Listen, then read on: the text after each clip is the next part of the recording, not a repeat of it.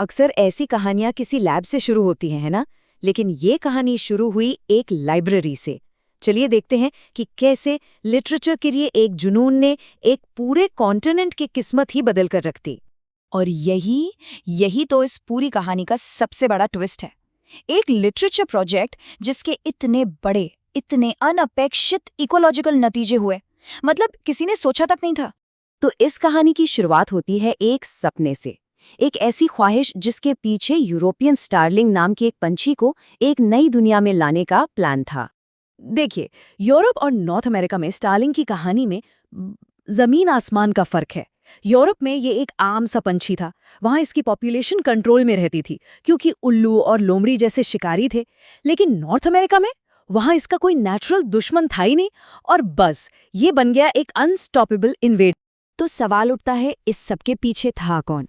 इसके पीछे थी एक ग्रुप जिसका नाम था अमेरिकन एक्लिमेटाइजेशन सोसाइटी।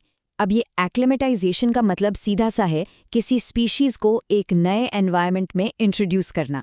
और इस सोसाइटी का मिशन अजीब था पर बिल्कुल साफ था। शेक्सपियर की कहानियों में जितने भी पंछियों का जिक्र है उन सबको अमेरिका में लाना। और सोचिए, ये पूरा इन्वेजन शुरू कैसे हुआ। 1890 में न्यूयॉर्क के सेंट्रल पार्क में सिर्फ 60 पंछियों को छोड़ने से। जी हाँ, सिर्फ 60। तो चलिए अब कहानी के अगले फेज में चलते हैं, देखते हैं कि कैसे ये छोटी सी पॉपुलेशन पूरे कॉन्टिनेंट में ऐसे फैल गई जैसे आग और एक अनस्टॉपेबल फोर्स बन गई। इन पंछियों के फैलने की स्पीड सच में कमाल की थी। सोच के देखिए, बस कुछ ही दशकों में न्यूयॉर्क से शुरू होकर ये पूरे नॉर्थ अमेरिका में फैल गए, सीधे पैसिफिक ओशन के कोस्ट तक। तो आखिर ये इतने सक्सेसफुल हुए कैसे? इसके पीछे एक नहीं कई कारण थे। सबसे पहला, नॉर्थ अमेरिका में इनका कोई नेचुरल प्रेडेटर नहीं था। दूसरा, ये इंसानी माहौल जैसे शहरों और खेत खलिहानों में बड़ी आसानी से एडजस्ट हो गए। तीसरा, घोंसलों के लिए उन्होंने वहां के लोकल बर्ड्स को भगा दिया। और तो और ये खाने में बिल्कुल चूजी नहीं थे, कुछ भी खा लेते थे, और इनकी रिप्रोडक्शन रेट भी बहुत ज्यादा थी। इन सब चीजों ने मिलकर इन्हें एक परफेक्ट इन्वेडर बना दिया। और इस पूरे फैलाव का नतीजा, आज इनकी गिनती 200 मिलियन से भी ज्यादा है। सोचकर देखिए, शुरुआत हुई थी 60 पंछियों से और अब 200 मिलियन। कितना बड़ा और शॉकिंग कॉन्ट्रास्ट है ये। तो अब बात करते हैं इस पॉपुलेशन एक्सप्लोजन के आखिर असर क्या हुए, खास तौर पर इसकी इकोनॉमिक और सेफ्टी कॉस्ट्स क्या हैं। स्टारलिंग्स का असर 3 मेन एरियाज में देखा जाता है।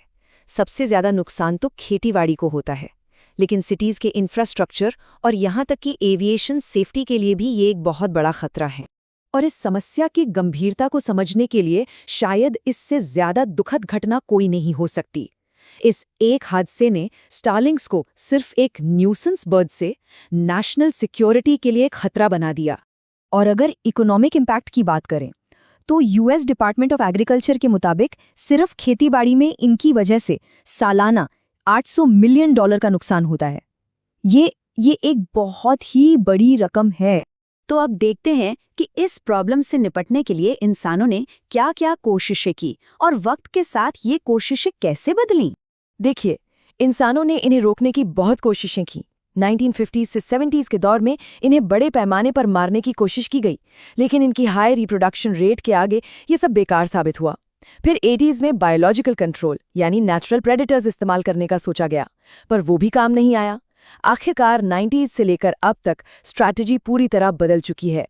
तो सीख क्या मिली? यही कि इन्हें पूरी तरह से खत्म करना नामुमकिन था। बायोलॉजिकल कंट्रोल प्रैक्टिकल नहीं था, इसलिए अब फोकस सिर्फ मैनेजमेंट पर है, खासकर एयरपोर्ट्स और फार्म्स जैसे हाई रिस्क एरियाज में। तो चलिए अब थोड़ा सा पर्सपेक्टिव बदलते हैं। स्टारलिंग की ग्लोबल स्टेटस क्या है और इसकी कहानी से आखिरी सबक क्या मिलता है, ये देखते हैं। और ये कंपैरिजन इस कहानी के सबसे बड़े पैराडॉक्स को सामने लाता है। सोचिए, जहां नॉर्थ अमेरिका में स्टारलिंग एक डिस्ट्रक्टिव पेस्ट है, वहीं अपने असली घर यानी यूरोप में इनकी आबादी कम हो रही है। और इसका कारण है वहां की फार्मिंग और लैंड यूज में आए बदलाव। तो यहाँ इकोलॉजी का सबसे बड़ा सबक क्या है? सबक यह है कि कॉन्टेक्स्ट ही सब कुछ है। मतलब कोई भी जीव कैसा बिहेव करेगा ये उसकी स्पीशीज से ज्यादा इस बात पर डिपेंड करता है कि उसका एनवायरनमेंट कैसा है। और ये बात हमें कहानी के सेंट्रल थीम पर वापस ले आती है कि ये जो इतनी बड़ी इकोलॉजिकल डिजास्टर है, ये किसी लालच या नफरत से शुरू नहीं हुई थी। ये शुरू हुई थी एक नेक इरादे से, एक रोमांटिक ख्याल से। मतलब अच्छे इरादों से भी कितनी बड़ी प्रॉब्लम खड़ी हो सकती है। और आखिर में ये पूरी कहानी हमें एक बड़े सवाल के साथ छोड़ जाती है कि कहाँ हमारी कहानी खत्म होती है और कहाँ से नेचर की। ये हमें सोचने पर मजबूर करता है कि इंसानी कहानियों और कुदरत की दुनिया के बीच की लकीर कितनी धुंधली है और हमारे एक्शंस नेचर को कितनी गहराई तक और हमेशा के लिए बदल सकते हैं।